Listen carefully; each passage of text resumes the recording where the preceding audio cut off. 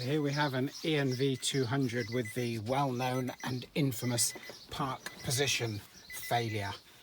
The gear shift appears to be in park, but the gearbox itself doesn't recognise that. So when we go to start the car, all appears okay, but it comes up with a host of errors. TM system malfunction, I-key error, all sorts of issues, and it won't come out of park. Now the issue with this is that it needs to be in park to charge, which is how come I discovered this issue. See, it's now come up with the I-key system fault as well. It needs to be in park to charge, but quite clearly it needs to not be in park with this fault to start the vehicle and then to drive it. But there's no need to panic. What we have to do is use this shift lock release. Now there's a plastic bung in there which is easily removed. It looks like it needs a screwdriver, but not all of us carry a screwdriver around. But help is at hand, because in the remote key in the back we can use the existing car key to take out the bung, and then when we've taken out the bung we can press that in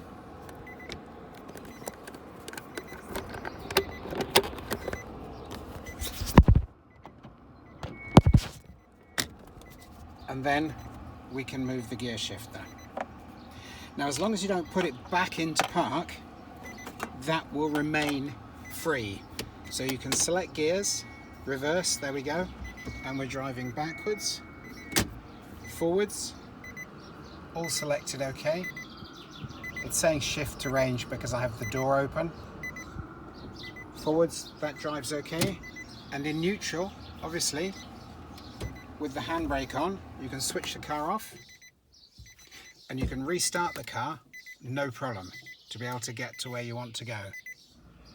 It comes up with the warnings from the previous notes, and obviously all the shift and handbrake warnings and all sorts. TM system fault. I'm going to close this to get rid of the beeping.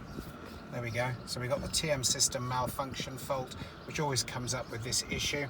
It'll show us the I-key system fault again soon, but that's historical.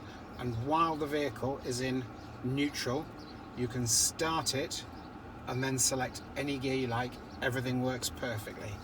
The only issue will come when you need to recharge it, in which case you have to put it back into park, and then you have to go back through the process of removing this little bung, releasing the gear shift with the key, which is the perfect tool to do it, as we'll all have the key with us, and then you're away. If you look at my next video in this sequence, I do a repair on it.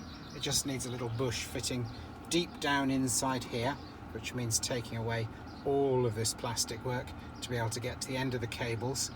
The issue generally is that the cable falls off the end of this arm, and then it's not telling the gearbox that you want to be in park, even though the park shift controller will go back into park quite comfortably. So now that I've put it back into park, it comes back up with this I-key system fault, all sorts of error warnings. But once the bush has been changed, as I say, I'll show a separate video for that. You can delete all the fault codes and the car will then drive again perfectly. Hope this has helped.